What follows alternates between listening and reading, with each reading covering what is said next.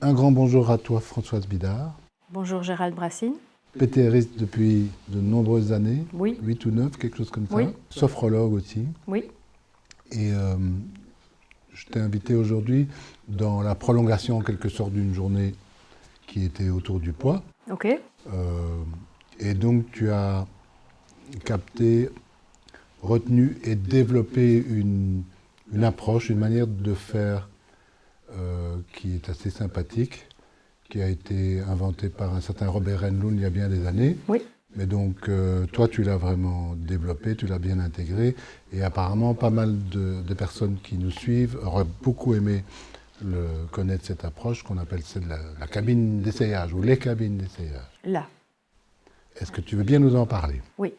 Alors, ce qui est important, c'est que cette technique de cabine d'essayage, moi, je vais l'utiliser en complément à de la PTR classique. Donc, on commence souvent par travailler le pourquoi la personne mange, dans quelles circonstances, etc. Parfois, on fait des Watkins ou des Affect Bridge pour aller voir un petit peu tout ça et le remodifier. Il faut préciser pour ceux qui nous suivent et qui ne connaîtraient pas ça, que Watkins et Affect Bridge permettent de retrouver éventuellement des causes qui auraient créé les mauvaises habitudes alimentaires. L'émotion initiale qui a poussé la première fois à utiliser la nourriture comme quelque chose d'apaisant, par exemple, ou pour remplir un vide, ou pour calmer une nervosité. Donc on va d'abord travailler tout ça.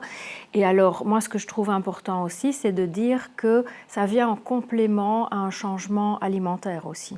Très souvent. Tu disais Oui. tout à l'heure. Dans le comportement, si quelqu'un continue à aller manger tous les jours chez McDo et un paquet de frites le soir, on peut faire toute l'hypnose du monde, ça ne marchera pas. L'hypnose va vraiment aider à ce comportement. C'est plus fort que moi et je n'arrive pas à me réfréner ou à surmanger ou à me lever la nuit pour manger, enfin ce genre de trucs-là. Donc c'est vraiment en complément.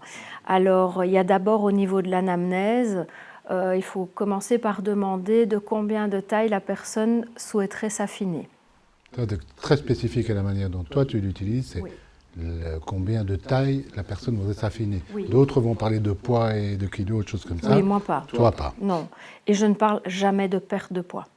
Parce que l'inconscient ne veut rien perdre. Ni la face, ni les clés, ni les kilos, ni rien du tout. Et donc après, il va non seulement chercher après les clés, mais en plus faire quelques trousseaux de sauvegarde pour être sûr que si jamais un jour on repère les clés, on les retrouve. Donc moi, je parle plutôt de poids de forme, de poids de confiance, de se sentir mieux dans sa peau, etc. Les chiffres, on s'en fout un peu. Donc je vais plutôt parler d'allègement, de légèreté, de sentiments agréables au niveau du corps, de peps, etc. Pour ce faire, je vais demander à la personne de combien de taille de vêtements elle souhaiterait s'affiner. Les réponses, ça tourne autour de quoi? Ça dépend, hein. Ça peut être 5, ça peut être 2, voilà, ça dépend d'une personne à l'autre. Et alors je vais aussi demander un magasin que la personne aime. Un magasin de vêtements. Un magasin de vêtements où la personne aime s'habiller. Donc, induction PTR classique, bon moment, rentrer dans la relaxation, etc. Puis je vais demander à la personne d'aller dans son magasin préféré. Et là, je vais lui demander, à la taille actuelle, aujourd'hui, d'aller choisir un vêtement. Là, maintenant, on est au printemps. Donc, au printemps, aller choisir une tenue, par exemple, je ne sais pas moi, chez Zara.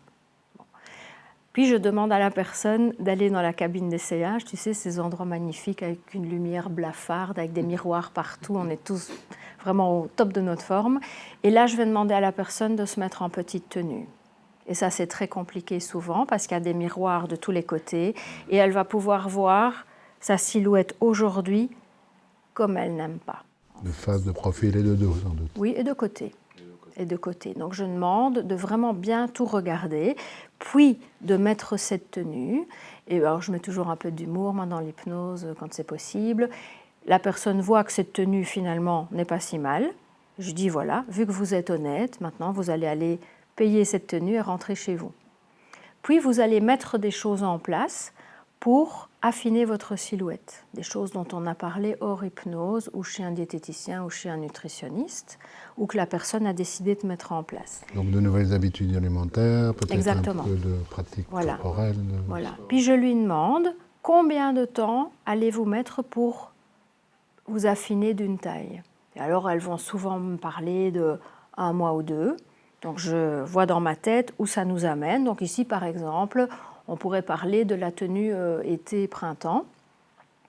Et je lui demande de retourner dans le magasin pour aller choisir une tenue, une taille en moins. Et là, je demande vraiment qu'est-ce que vous choisissez, quelle couleur, quelle coupe, etc. On retourne dans la même cabine d'essayage, on se redéshabille, petite tenue. Et là, est-ce que vous voyez déjà une différence, etc. Admettons que la personne veuille s'affiner de 4 tailles, comme ça on prend cet exemple-là.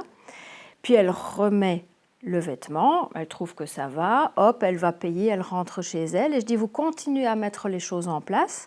Combien de temps est-ce que ça va mettre pour vous alléger d'une taille supplémentaire? Je ne sais pas moi, 3 mois, ok, hop, on est au solde. On retourne dans le même magasin et on va choisir une tenue, cette fois-ci avec 2 tailles en moins. Donc là, on va choisir la taille, on va choisir le vêtement et j'insiste vraiment sur la couleur, le vêtement, est-ce que c'est une jupe, un top, un machin, la totale. On retourne dans la cabine d'essayage, on se remet en petite tenue. Là, après 2-3 tailles, on commence déjà à voir une différence.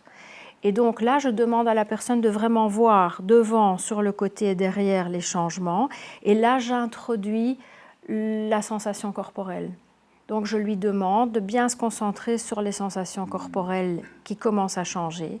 Je demande qu'on se tourne, qu'on se baisse, qu'on se mette parfois à 4 pattes ou on va chercher une chaussure ou quoi. Il faut vraiment ancrer la sensation corporelle qui commence à changer. Et puis, on voit de nouveau comment le vêtement tombe bien. Hop, on retourne payer, on rentre chez soi. On met encore des choses en place pour perdre la 3 ou la 4e taille. S'affiner plutôt de la 3 ou 4e taille. Là, ça prend un peu plus de temps en général. Donc, de nouveau, tu calcules un petit peu pour voir où tu te trouves, par exemple, aux fêtes de fin d'année. Et là, je demande d'aller choisir une tenue pour les fêtes de fin d'année. De nouveau, je détaille, etc., avec la taille en moins.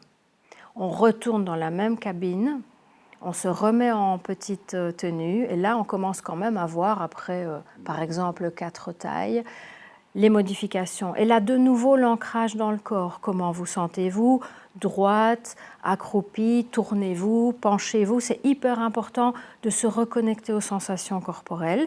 Et là la personne revêt le vêtement de fête de fin d'année par exemple. Là, après 3-4 tailles, ça commence vraiment à être différent. Et de nouveau, ah oui, c'est bien, mais comment vous sentez-vous à l'intérieur? Quelles sont les sensations? Et on ancre bien ça. Puis de nouveau, on retourne, on paye, on rentre chez soi. Et là, je vais travailler à comment la personne va se stabiliser. Qu'est-ce que vous mettez en place? Qu'est-ce que vous faites? Comment est-ce que vous mangez? Et là, à la dernière cabine d'essayage, en plus, je vais proposer d'aller faire le tri des vêtements à la maison. Faire le tri des vêtements qui sont aujourd'hui dans le placard. Et donc, on va changer toute la garde-robe, en fait. C'est un incitant, surtout pour les femmes un peu plus que pour les hommes, quoique, ça dépend. Et donc là, on ancre vraiment bien la stabilisation.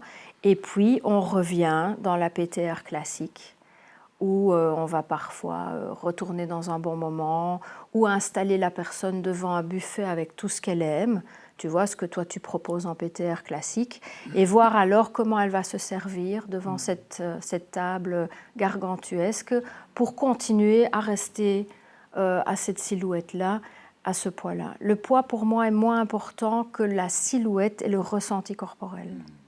Et voilà, donc ça c'est la technique que Robert nous avait transmise. Donc, merci Robert. Et voilà, donc c'est vraiment quelque chose de chouette parce qu'on ancre la sensation corporelle. Très bien. Est-ce que c'est clair? Merci beaucoup, c'est très clair, oui, tout à fait. Voilà. Un grand merci, François. Avec plaisir. À une prochaine. À une prochaine.